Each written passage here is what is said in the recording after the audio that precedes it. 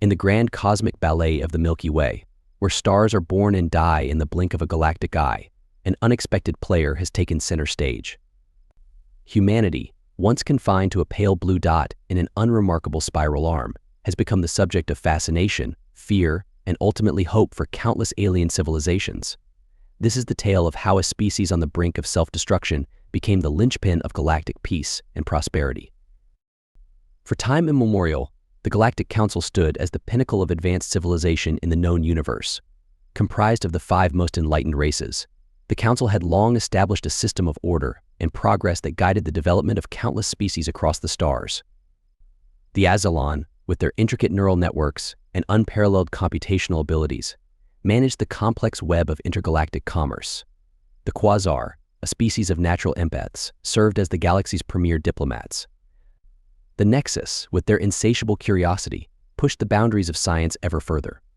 The Vortex, existing partially in higher dimensions, mapped the cosmos with uncanny accuracy. Lastly, the Lumina, beings of pure energy, guided the spiritual and philosophical growth of emerging civilizations. This carefully balanced system persisted for eons, with each race filling a crucial niche in the grand cosmic ecosystem. New species were typically guided into supporting roles, slowly integrating into galactic society over centuries. It was a system that brought unprecedented peace and prosperity to a significant portion of the Milky Way. Barely 2 centuries ago, humanity stumbled onto this cosmic stage. Their primitive radio signals rippled out into the void, catching the attention of the Galactic Council. Initially, the discovery was met with mild curiosity. However, as the Council began to study this blue-green world called Earth, they found themselves both fascinated and alarmed. Humanity, it seemed, defied all expectations and categories. The Azalon economic models struggled to predict human market behaviors. The Quasar were at a loss, confronted with a species capable of both great empathy and shocking cruelty. The Nexus were both thrilled and terrified by human scientific progress, which seemed to leap forward in bounds and spurts.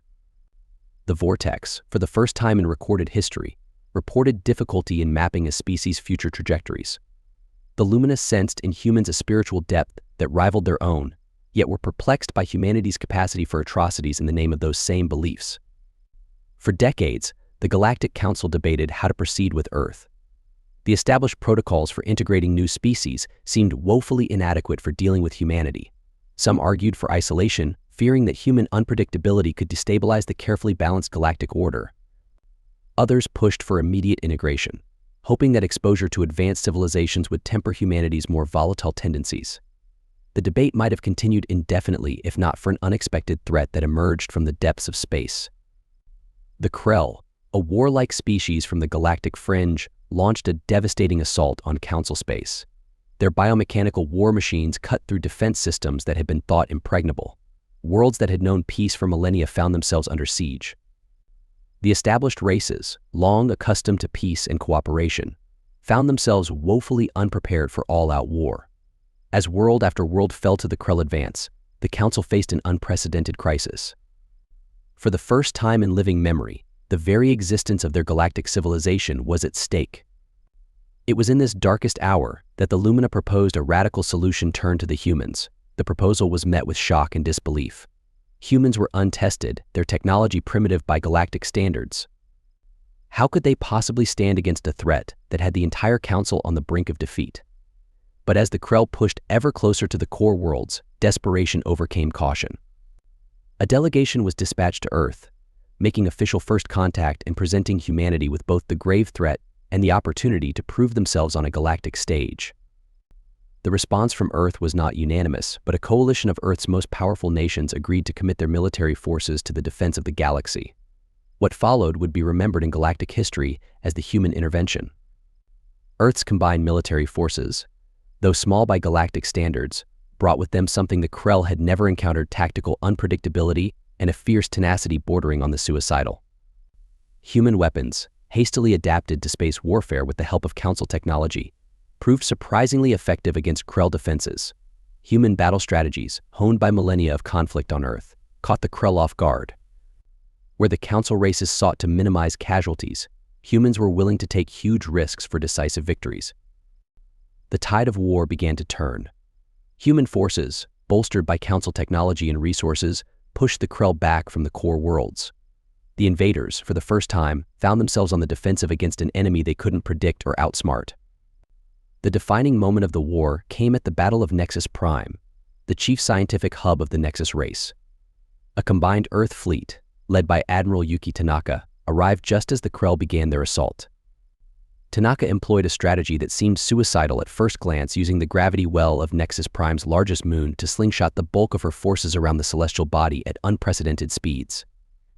This unorthodox approach allowed the human ships to strike the Krell from behind, catching them in a deadly crossfire. The battle lasted for 3 days, with casualties mounting on both sides. But in the end, it was the Krell who broke first. Their methodical hive-mind approach to warfare couldn't adapt quickly enough to the constantly shifting human tactics. As their fleet fell into disarray, Tanaka pressed the advantage, pushing until the alien forces fled the system entirely. The victory at Nexus Prime broke the back of the Krell invasion. Over the next year, combined human and Council forces liberated occupied worlds and pushed the invaders back to their home systems. The war that had nearly ended galactic civilization concluded not with the expected whimper, but with a decisive bang. As the dust of war settled, the galaxy found itself in uncharted territory. Humanity, in the span of a few short years, had risen from an unknown species to the saviors of galactic civilization. The question now was what to do with these unpredictable, militant, yet undeniably effective newcomers.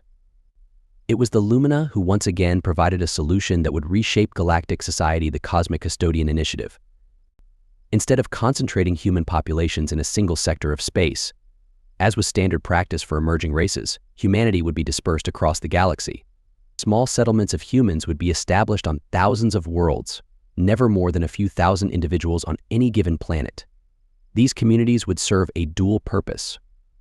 First, they would act as rapid response units, ready to defend nearby systems from external threats or internal strife.